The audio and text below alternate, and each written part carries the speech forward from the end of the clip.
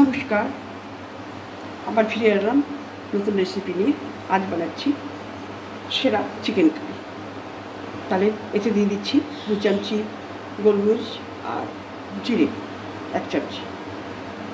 তেল দিয়েছি কড়াইতে, তেলটা গরম হয়ে গেছে। এবার এগুলো ছেড়ে দিচ্ছি।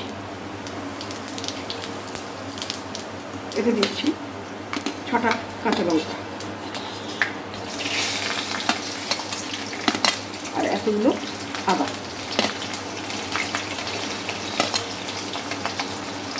আর 2টো রসুনের কোয়া, 2টো গোটা রসুনের কোয়া।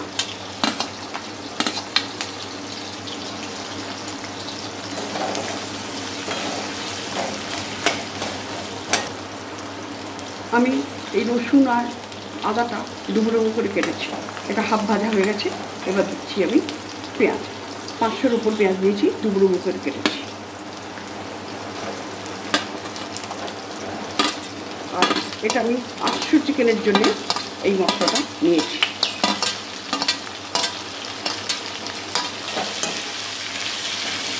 এটাকে আমি ভেজে তুলে নেব।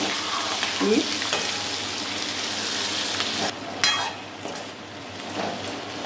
পেঁয়াজটা, আদা, রসুন, কাঁচা লঙ্কা হাফ ভাজা হয়ে গেছে। এতে দিচ্ছি আমি 1 টুকরো নাটমেগ, দিচ্ছি ছোট টুকরো দারচিনি, আর দিচ্ছি 4টে লবঙ্গ আর 4টে এলাচ। এবার দিচ্ছি এতে আমি 1 চামচি নুন দিচ্ছি।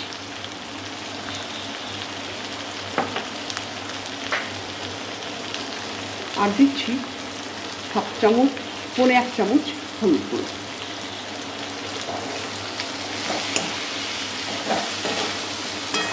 এটা আমি ভেজে নিয়ে এটাকে আমি পেস্ট করে নেব।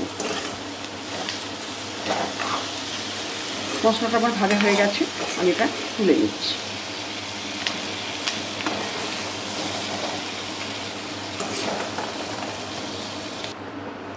ওই কড়াইতেই দিয়ে দিচ্ছি বেশ কিছুটা সর্ষের তেল।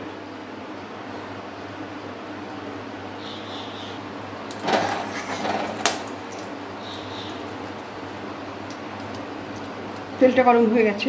আমি ওতে 4টে ছোট আলু ভেজে নিচ্ছি। বাঙালির চিকেনে, বাঙালির যে কোনো মাংসে একটু আলু না হলে কেউই আমরা খেতে পারি না। আলুটা আমার লাল লাল করে ভাজা হয়ে গেছে। এবার আমি এতে তুলে নিচ্ছি।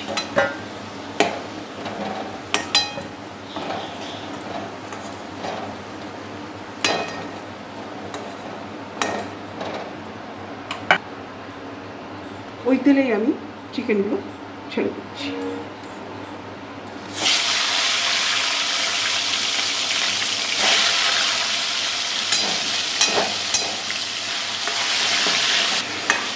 আমি চিকেনগুলোকে ভালো করে ভেজে নিচ্ছি, কাঁচা ভাতটা যাতে না থাকে।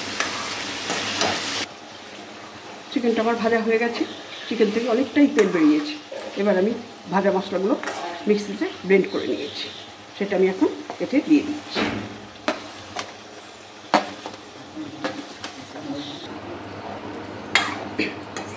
আমি মশলাটা দিয়ে দিয়েছি। এবার এতে ভালো করে একটু কষে নেব। মাংসটা আমার প্রায় কষা হয়ে গেছে। আমি আগে নুন দিয়েছি সেহেতু আমি একটু 1/4 চামচ নুন নিচ্ছি। নুনটা আপনাদের টেস্ট অনুযায়ী অবশ্যই দেবেন।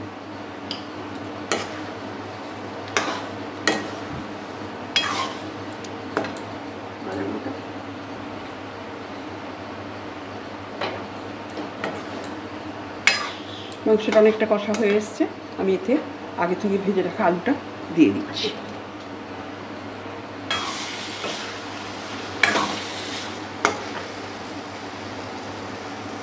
এতে আমি এবার টক দই, ফেটানো টক দই দিয়ে দিচ্ছি।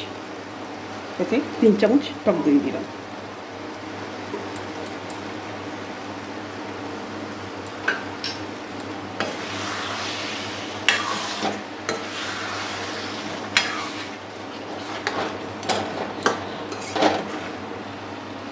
এবার এতে আমি একটু টমেটো সস দিচ্ছি। যেহেতু আমি চিনি ব্যবহার করিনি আর টমেটোটা দিইনি, সেই জন্যে আমি একটু টমেটো সস দিয়ে দিচ্ছি, যাতে ব্যালেন্সটা হয়ে যায়। আমি 1.5 চামচ পরিমাণ সসটা দিচ্ছি।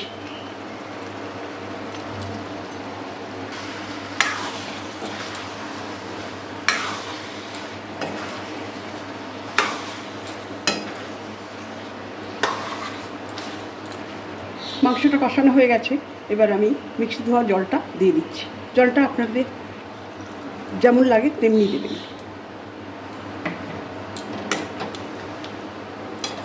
রান্নাটা আবার শেষ হয়ে গেছে, এতে আমি রোস্টেড কসুরি মেথি দিয়ে দিলাম কিছুটা। আপনাদের যদি এই রান্নাটা ভালো লেগে থাকে অবশ্যই লাইক করবেন, শেয়ার করবেন, আর আমার নতুন বন্ধুদের জানাই যে আপনারা সাবস্ক্রাইব করবেন, তাহলে সবার আগে নতুন নতুন রেসিপি আপনার কাছে পৌঁছে যাবে। সার্ভ করে দিলাম আমার স্পেশাল স্বাদের চিকেন কারি। আপনাদের যদি ভালো লেগে থাকে অবশ্যই কমেন্টস করতে ভুলবেন না। নমস্কার।